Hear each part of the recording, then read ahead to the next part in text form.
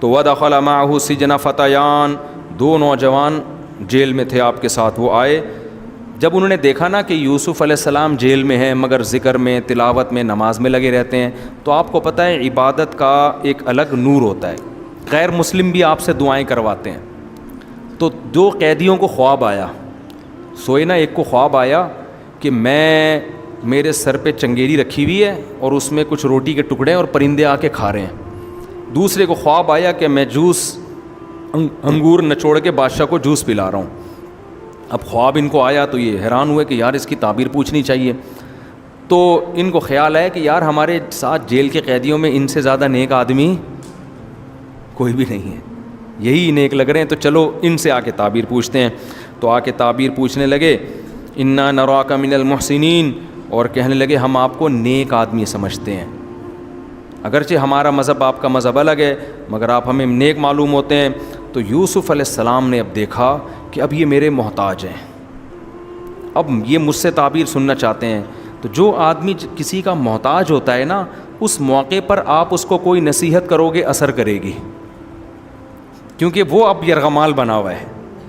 تو یوسف علیہ السلام نے خواب کی تعبیر بتانے سے پہلے ان کو دین کی تبلیغ شروع کر دی اور کہنے لگے دیکھو میرے پاس ایک اور معجزہ ہے کہ تمہارا گھر سے جو کھانا آئے گا نا، یہ جو بھی کھانا آئے گا میں پہلے بتا دوں گا کیا آنے والا ہے. یہ اللہ نے میرے ساتھ ایک معاملہ کیا ہے اور یہ جو مجھے تعبیروں کا علم سکھایا اور میں تمہیں پہلے سے بتا رہا ہوں کہ آنے والا ہے، یہ ایک وجہ سے کیا ہے. وہ وجہ کیا ہے کہ میں اور ہمارے باپ دادا بتوں کی عبادت نہیں کرتے. انی ترکت ملت قوم، ہم ایسی قوم کو چھوڑ چکے ہیں لا یؤمنون باللہ، جو اللہ پر ایمان نہیں رکھتے. حالانکہ ابراہیم علیہ السلام کے والد تو بت پرست تھے نا، لیکن ہم نے وہ ملت کیا کر دی ہے، چھوڑ دی. ہم توحید پرست ہیں، ایک خدا کو ماننے والے ہیں. واتبعت ملت آبائی، اور میں اپنے باپ دادا کو فالو کرتا ہوں، ابراہیم، اسحاق اور یعقوب کو. ہمارے اندر قدر مشترک یہ ہے کہ ہم اللہ کے ساتھ کسی کو شریک نہیں کرتے. پھر کہنے لگے یا صاحب یہ سجنی، اے میرے جیل کے دونوں ساتھیوں، ارباب متفرقون، بتاؤ اتنے سارے مختلف ڈفرینٹ قسم کے خدا، متفرقون کا معنی ڈفرینٹ، یہ زیادہ بہتر ہے ام اللہ الواحد، یا ایک اللہ جو اکیلا ہے، القہار، سب پر غالب ہے. تمہیں کیا ہو گیا اتنے ساروں کو تم پوچھ رہے ہو؟ تو وہ کیسی تبلیغ کا تعبیر نہیں بتا رہے، تعبیر بتانے سے پہلے ان کو تبلیغ کر رہے ہیں. اس سے کیا پتہ چلتا ہے کہ ویژنری لوگ کہیں بھی ہوں ان کی نظر میں سب سے پہلے اپنا ویژن ہوتا ہے. حضرت یوسف کا ویژن تھا اللہ کے دین کی تبلیغ، تو یہاں بھی انہوں نے وہ تبلیغ کا موقع ہاتھ سے جانے نہیں دیا. آج بہت سے موٹیویشنل اسپیکر ہیں، بہت سے اچھے بھی ہیں، میں سب کی بات نہیں کر رہا، لیکن بہت سے ایسے بھی ہیں زبردست موٹیویشن، لیکن جہاں تھوڑے سے پیسے کم مل رہے ہوں وہاں موٹیویشن گئی تیل لینے. سمجھ رہے ہیں نا؟ اس سے پتہ چلتا ہے ان کا اصل ہدف لوگوں کو گائیڈ کرنا نہیں ہے، اصل ہدف پیسہ ہے. تو جب آپ ہی کا اپنا اصل ہدف پیسہ ہے، آپ لوگوں کو کیا انسان کا بچہ بناؤ گے بھائی؟ ہے بھائی، لوگوں کو کیا تبلیغ کرو گے؟ تو پہلے ویژن ہو، پھر اس کے تحت آپ پیسے کما لیں، کوئی مسئلہ نہیں ہے، لیکن ہدف کیا نا، پہلے ہدف سامنے ہونا چاہیے. تو یوسف علیہ السلام نے ان کو کہا اتنے سارے خداؤں میں تم پاگل ہو، اتنے سارے خدا اچھے ہیں، یہ ایک خدا اچھا ہے. ما تعبدون من دونہ الا اسماء، تم جن بتوں کی عبادت کرتے ہو تمہارے باپ دادا نے خود گھڑ لی ہیں. دیکھو اگر پہلے سے ہی جیل میں یہ تبلیغ شروع کر دیتے نا تو کمپلین ہو جاتی کہ نہیں ہو جاتی. اس سے ہمیں تبلیغ کا بھی پتہ چلتا ہے کہ بے موقع تبلیغ جائز نہیں. آپ ویسے ہی کسی ہندو کو پکڑ کے بول رہے ہیں ابے تو اتنے بھگوانوں کو پوچھتا ہے کیا ہے، اور رکھ کے 2 تھپڑ لگا دے گا آپ کے، وہ کہے گا تم توہین کر رہے ہو، بجائے دین کے قریب آنے کے دور ہو جائے گا. تو یوسف علیہ السلام یہ کام پہلے بھی تو کر سکتے تھے نا، نہیں کیا. ان کو پتہ تھا بھائی یہ اپنے معبودوں کے خلاف نہیں سنیں گے، اب سنیں گے، کیونکہ ان کو جب تک میں تعبیر نہیں بتاؤں گا نا یہاں چپک کے بیٹھے رہیں گے میرے ساتھ، نہ پھڈا کریں گے نہ جھگڑا کریں گے. ان کو پتہ ہے جھگڑا کیا تو بولیں گے جاؤ میں نہیں بتا رہا تعبیر. ٹھیک ہے نا؟ تو ان سے کہنے لگے ان ہی ما تعبدون من دونہ الا اسماء، یہ تمہارے باپ دادا نے کچھ نام گھڑ لیے ہیں، ان کو فالو کر رہے ہو.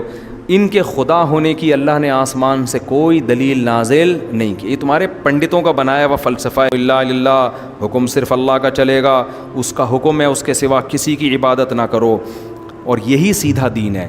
توحید کی تبلیغ کرنے کے بعد پھر ان کو بتایا یا صاحبی السجنی، اے میرے جیل کے ساتھیو، دوستو، اما احدکما فیسقی ربہ خمرا، ایک چھوٹ جائے گا، تھوڑے دنوں میں رہائی ہونے والی ہے، اور بادشاہ کو جیسے پہلے شراب پلایا کرتا تھا دوبارہ شراب پلایا کرے گا، واما الآخر، اور دوسرے کو پھانسی پہ لٹکا دیا جائے گا، اور تأکل الطیر من رأسی، اور اس کی لاش کو، اس کے سر کو پرندے نوچ نوچ کے کھائیں گے۔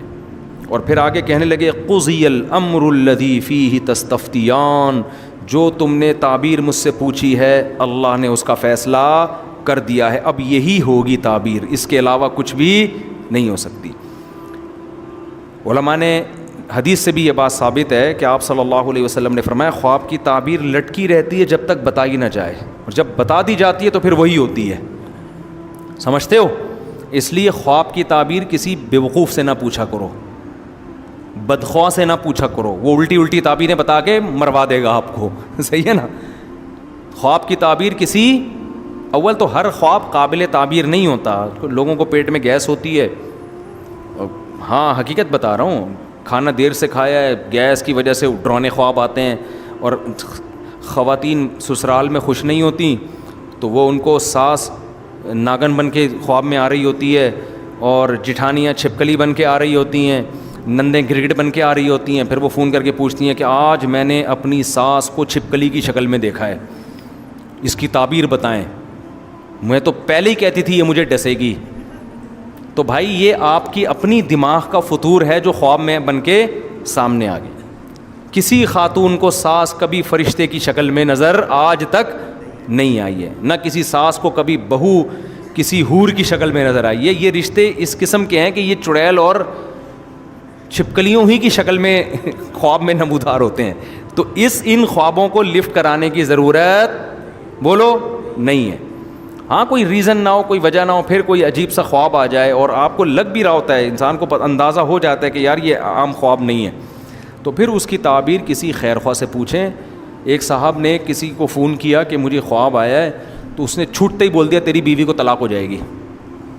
مجھے اتنا غصہ آیا، میں نے کہا پاگل آدمی، اور واقعی پھر تھوڑے دنوں میں طلاق ہو گئی۔ تو الٹے لوگ مارکیٹ میں ہول سیل کے حساب سے پڑے ہوئے ہیں، تو کسی ایسے آدمی سے جو کوشش کر کے اچھی تعویل بتائے اس کی۔ خیر، تو یوسف علیہ السلام نے اس سے کہا کہ جس کے بارے میں تھا نا کہ اس کو رہائی مل جائے گی، اس سے کہا کہ جا کے بادشاہ سے میرا تذکرہ کر دینا، کئی سال سے ایک آدمی جیل کی کوٹریوں میں پڑا ہوا ہے، اب اس کی رہائی کا کوئی بندوبست کرو، سفارش کرو میری جا کے۔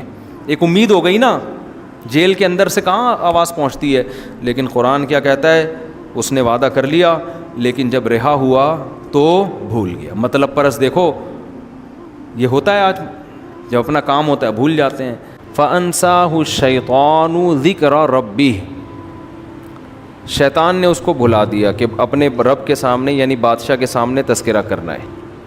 اب آپ بتائیے یوسف علیہ السلام پہ کیا گزری ہوگی، جیل میں کتنے سالوں سے دعا بھی مانگ رہے ہوں گے، اے اللہ مجھے رہائی دلوا دے، اور اللہ سے یہ بھی کہتے ہوں گے اے اللہ یہ جیل میں کسی جرم میں نہیں آیا، تیرے حکم کی اطاعت میں آیا ہوں، میں برائی سے بچا ہوں جس کی وجہ سے مجھے جیل ہوئی ہے۔ اس میں تو آدمی تھوڑا سا اور جذباتی ہو جاتا ہے نا، جیسے آج کوئی شخص حرام آمدن چھوڑ دے، ایکو بند کریں اس کا بالکل، آج اگر کوئی شخص حرام آمدن سے توبہ کر لے، پھر اس کے اوپر مسائل آنا شروع ہوتے ہیں، ٹینشنیں آنا شروع ہوتی ہیں، تو پھر میں نے دیکھا ہے مولویوں کو گالیاں دینا شروع کر دیتا ہے، ابے یہ ان لوگوں نے بول دیا حرام ہے، ابے ان لوگوں نے بول دیا تھا بینک کی جاب چھوڑ دو، اب پیسے بھی نہیں دیتے، اب تو کیا کہنا شروع کر دیتے ہیں، یہ دیکھو یہ مولوی لوگوں نے مصیبت میں ڈال دیا، مولویوں نے ایسا کر دیا، ابے جو ہے نا، اچھا پھر چندہ بھی نہیں دے رہے، پھر مدد بھی نہیں کر رہے ہیں۔ اب لوگ آتے رہتے ہیں کہ جی ہم نے بینک کی جاب چھوڑی تھی، دیوالیہ ہو گیا ہے، ہماری مدد کریں، ہمیں کیا پتہ ہوتا ہے کہ چھوڑی تھی بھی کہ نہیں تھی، کوئی فراڈی تو نہیں ہے، ہمیں کیا پتہ بھائی۔ تو ہمیں یوسف علیہ السلام سے کیا سبق ملتا ہے، کتنی پریشانیاں آ رہی ہیں اور یہ شریعت پر عمل کی وجہ سے آ رہی ہیں، تو اب تھوڑی سی امید ہوئی تھی کہ بندہ رہا ہو گیا ہے, وہ جا کے بادشاہ سے ذکر کرے گا, کچھ تو ہلچل ہوگی نا, لیکن بندہ بھول گیا. اب بھی ایک لفظ بھی زبان سے شکایت کا نہیں ہے. صبر, بس جیل میں پڑے ہوئے ہیں, کوئی بات نہیں, جو اللہ کی مرضی, ہم اللہ کی اس مرضی پر راضی ہیں. تو یہ بہت اہم بات ہے. آج جو ڈپریشن, اسٹریس اور ٹینشنیں ہیں نا مارکیٹ میں, اللہ کی تقدیر پر راضی ہونے کی کوشش نہیں کر رہے, بلکہ خود اللہ بننے کی کوشش کر رہے ہیں کہ جیسا میں چاہتا ہوں ویسا ہو, جیسا آپ چاہتے ہیں ویسا نہیں ہوگا, آپ پر کسی اور کی حکومت ہے. اگر اس نے آپ کو نعمتیں دی ہیں, آپ کی ذمہ داری ہے شکر ادا کریں. ٹینشنیں دی ہیں, آپ کی ذمہ داری ہے صبر کریں. بس ہم عبد ہیں, غلام ہیں, ہمیں یہی کرنا ہے.